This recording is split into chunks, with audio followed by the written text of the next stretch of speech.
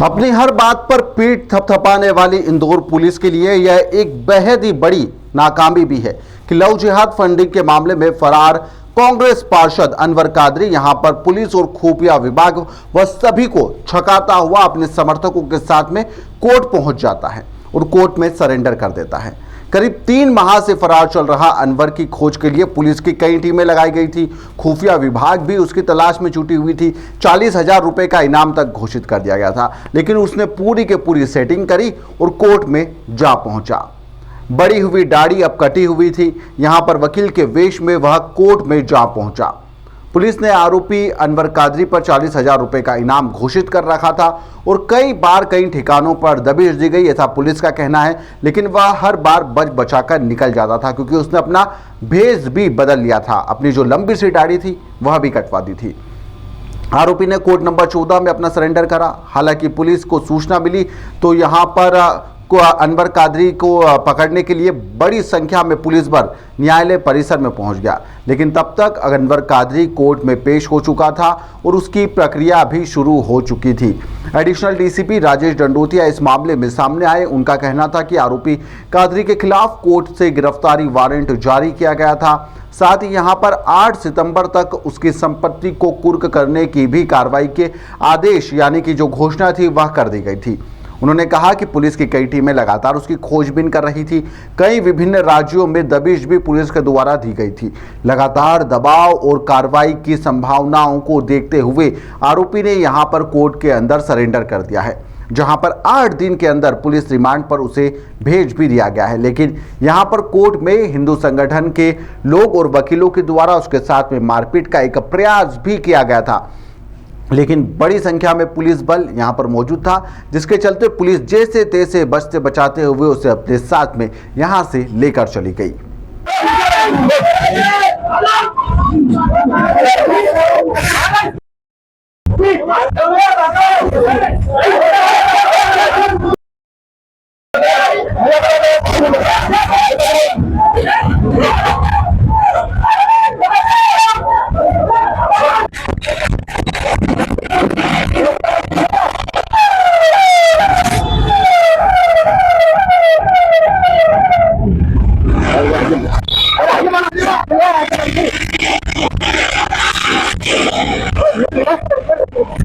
Additional DCP ने यहां पर बताया कि रिमांड की अवधि के दौरान आरोपी से हम गहन पूछताछ करेंगे, जिसके अंदर उसकी नेटवर्किंग, फंडिंग के स्रोत क्या थे, साथ ही उसके जो काम है वह क्या है, षड्यंत्र से जुड़े हुए अन्य कौन लोग हैं, साथ ही साक्ष्य क्या आकलन किया जाएगा। जिन व्यक्तियों ने फरारी के दौरान वह उसकी मदद करी है, जहां जहां उसने शरण ली है, उनके ऊपर भी वैधानिक कार्रवाई की जाएगी।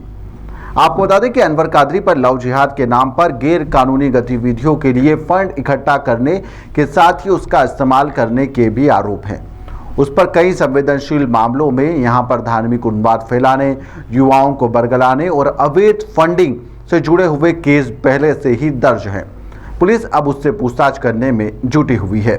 ये इसमें जो जून महीने में 2 प्रकरण पंजीबद्ध किए गए थे, दुष्कर्म के मामले थे, जिसमें मुख्य आरोपी दोनों ही पकड़े गए थे थाना बाड़गंगा में। और उसके बाद इन्वेस्टिगेशन के दौरान और मेमो के आधार पर आपराधिक षड्यंत्र का मामला सामने आया, जिसमें कि अनवर कादरी को आरोपी बनाने के आधार मिले, जिस पर से आपराधिक षड्यंत्र के मामले में आरोपी घटना दिनांक से ही फरार था। उसके बाद इसकी गिरफ्तारी के लिए additional CP law and order Amit Singh sir के द्वारा 40,000 का इनाम भी घोषित किया गया था और कोर्ट के माध्यम से VNSS के तहत उद्घोषणा भी कराई गई थी और कोर्ट के माननीय न्यायालय के द्वारा इसको 8 सितंबर तक सरेंडर होने के लिए कहा गया। अंत उसकी फिर हमारे द्वारा संपत्ति कुर्क की कार्रवाई कराई जाती माननीय न्यायालय के द्वारा। तो इसमें आज सूचना मिली थी कोर्ट से कि कोर्ट नंबर 14 में वो सरेंडर हो गया है, उसे सरेंडर कर दिया है। तो उस आधार पर उसको वहाँ गिरफ्तार किया जाकर और उसकी पुलिस रिमांड मांगी, 8 दिन की पुलिस रिमांड मांगी गई है। पुलिस रिमांड के दौरान इससे पूछताछ की जाएगी और जो 2 केस रजिस्टर किए गए हैं उसके इन्वेस्टिगेशन में एविडेंसेज कलेक्ट किए जाएंगे।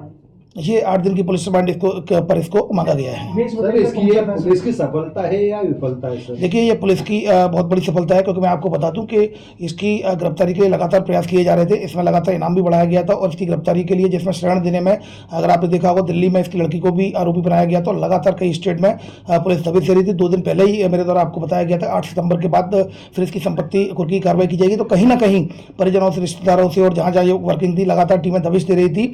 इस वजह से इस दबाव में आकर उसके द्वारा माननीय न्यायालय के समक्ष अब अपने आप को सरेंडर कर दिया गया है। अब इस अवधि के दौरान लगातार उससे जो पुलिस रिमांड मिला है, उस पुलिस रिमांड के दौरान उससे एविडेंसेज कलेक्ट किए जाएंगे इस इन्वेस्टिगेशन में। और इस अपराध, चूंकि ये जानते हुए किसी व्यक्ति ने कि ये ऑलरेडी इसमें ये वांटेड है और फरार है, इसके बावजूद भी जिन जिन व्यक्तियों ने इसको शरण दी होगी उन पर भी वैधानिक कार्रवाई की जाएगी। केस बदल के पहुंचा था सर कोर्ट में? ये देखिए, इस तरह की कोई बात तो सामने तो नहीं आई है, लेकिन कोर्ट में सरेंडर किया। कोर्ट से जब सूचना आई तब तत्काल पुलिस मौके पर पहुंची, आईओ मौके पर पहुंचे, उनके द्वारा तुरंत उसको गिरफ्तार किया जाकर और उसका पुलिस रिमांड 8 दिन का माननीय न्यायालय से पुलिस ने उसको गिरफ्तार किया है विधिवत। पहले कोर्ट में वो सरेंडर किया है, फिर न्यायालय से सूचना मिलने पर फिर पुलिस के द्वारा गिरफ्तार किया जाकर उसका पुलिस रिमांड लिया गया। अनवर तो पुलिस की गिरफ्त में आ चुका है, लेकिन क्या वह राज उगलेगा?